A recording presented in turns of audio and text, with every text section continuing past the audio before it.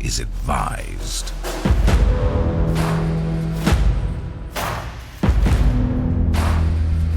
This is 10-Minute Murder.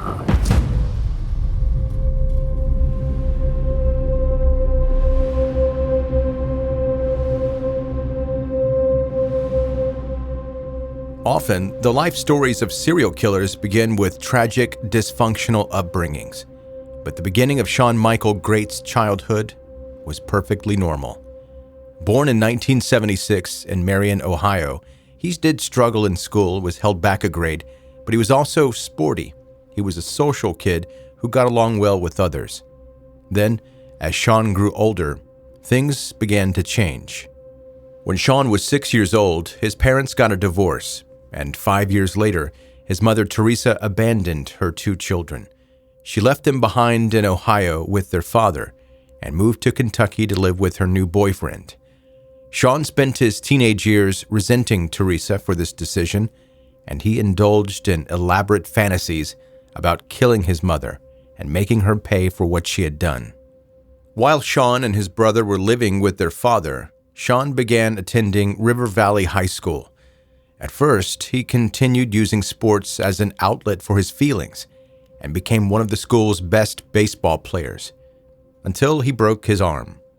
When the fracture was x-rayed, doctors discovered a tumor which required immediate surgery. After that, Shawn never played baseball again. From that point, Shawn's mental health took a turn. One of his high school girlfriends remembered that he went through severe depressive episodes where he would lay on the couch for days. Once the episode was over, he'd continue with his life like nothing ever happened. Despite this, Shawn never had a hard time getting a date. His school friend, Amy Smith, said Shawn was charming. He was always smiling, and he had those big blue eyes. All the girls liked Shawn.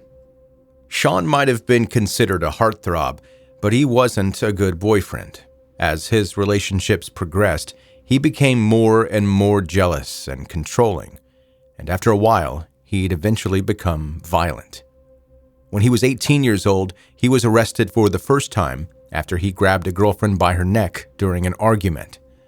His next arrest came the following year, shortly after he graduated from high school, when he was caught breaking into a house.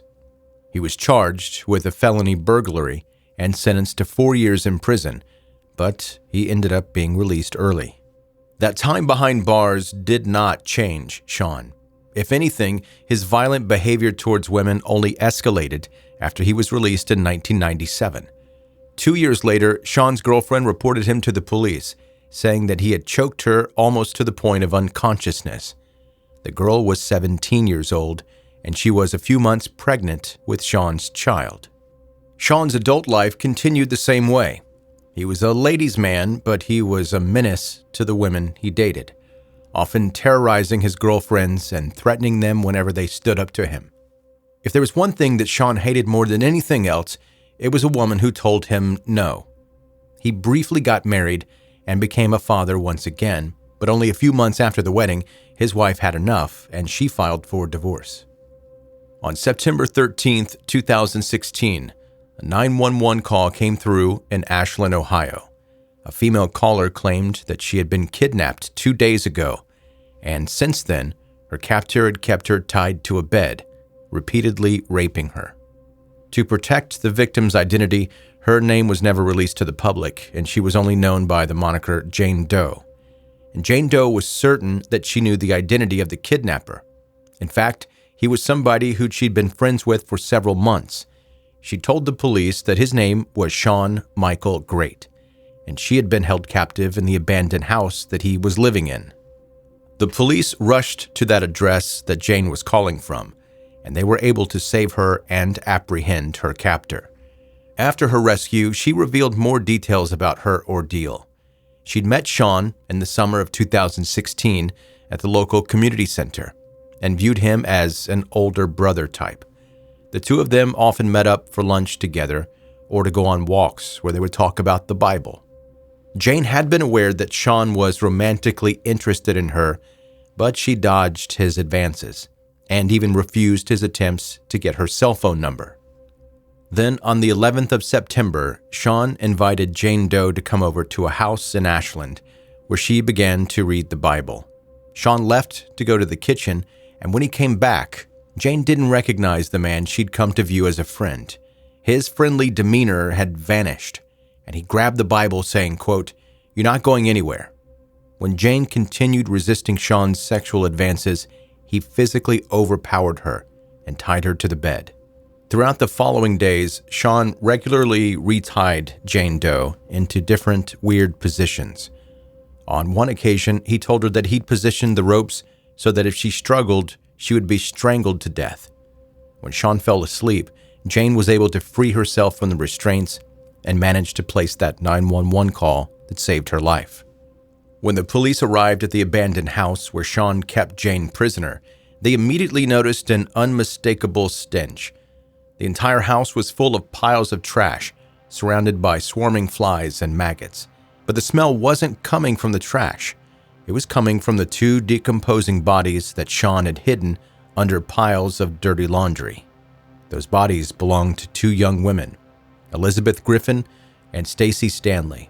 Both of them had been strangled to death, and Shawn hadn't bothered to dispose of their bodies. He'd just hidden them pretty badly and then gone on a hunt for his next victims.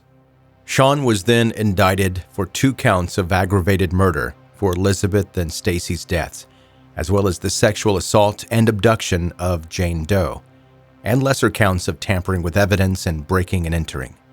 The defense filed a not guilty plea by reason of insanity. Meanwhile, the prosecution announced that they would be pushing for the death penalty. By his 2018 trial, Shawn hadn't just confessed to the charges he was facing, he'd also claimed to have killed 3 other women. After Shawn revealed details about the additional murders to local news stations, the defense and prosecution joined forces to request a gag order that would prevent him from talking to the media. Throughout the trial, Shawn showed absolutely no remorse. The following month, he was found guilty of both murders and sentenced to death. In March 2019, Shawn pleaded guilty to murdering 2 other women, Rebecca Lacey in 2015 and Candace Cunningham in 2016. He had dated Candace for several months and even lived with her for a while, and throughout their relationship, he admitted to fantasizing about murdering her. Rebecca Lacey was also someone that Shawn knew personally, although he wasn't as close with her as he was with Candace. And all of his victims were killed in the same fashion, strangled to death. Shawn gave investigators directions to Candace's body, which was found behind a burnt house in Madison Township. Rebecca's body had been found in 2015 in a patch of woodland in Ashland County. Before Shawn's confession, Rebecca's death was believed to be an accidental overdose. Now, police knew that Shawn had killed her over a petty dispute. She allegedly had stolen $4 from him and paid for it with her life. In September that same year, Shawn pleaded guilty to a 5th murder, a woman whose unidentified body had been found in Marion County in 2006. Shawn's confession eventually led to the woman being identified as Dana Lowry, a 23-year-old mother of 2. Shortly after his original trial, Shawn's attorney appealed his death sentence, but in 2020, the Ohio Supreme Court dismissed this appeal and upheld the sentence. As of October 2023, his execution is scheduled for the 19th of March, 2025. At Shawn's second trial, the family friend of one of his victims addressed him directly, saying, quote, "You will die with a needle in your arm, with no more notoriety than a junkie who overdoses in an alley. You will die, you will burn, and you will be completely forgotten." Shawn's mother, Teresa, was approached by the media countless times after her son's arrest. Finally, she agreed to give one interview with the Daily Mail. She shared that she believed time behind bars had changed Shawn into someone she didn't recognize. But she also believed that he had spent his life using his charming nature to get what he wanted. Quote, "Yes, he's good-looking," she said, "but the devil's good-looking too."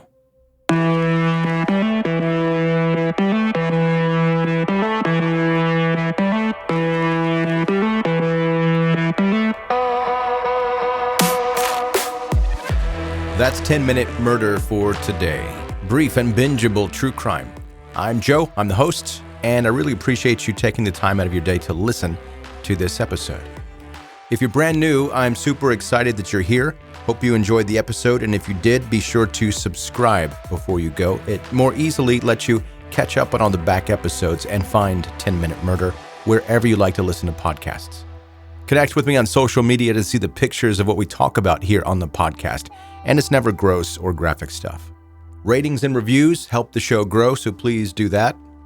And finally, this is the first episode I'm doing in the month of November.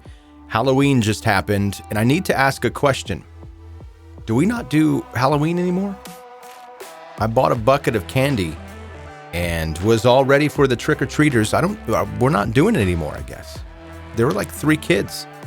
And at one point I made the executive decision to just not get my hopes up anymore, turned off the porch light, and I enjoyed the Kit Kats and Snickers bars myself. I don't know. Maybe I'm missing something somewhere. There might have been a news release that it was happening on a different day and I just wasn't paying attention to it. But 3 trick-or-treaters for an entire bucket of candy that I had. And I do the good stuff too. I wanted to be the house that has the full-size bars. The ones when, like I was a kid, I'd go back and say, hey, go to this house. They've got the full-size stuff over there. They're not messing around. I wanted to be that house, but 3 trick-or-treaters. Anyway, that's your episode for today. Thank you so much for listening to 10-Minute Murder.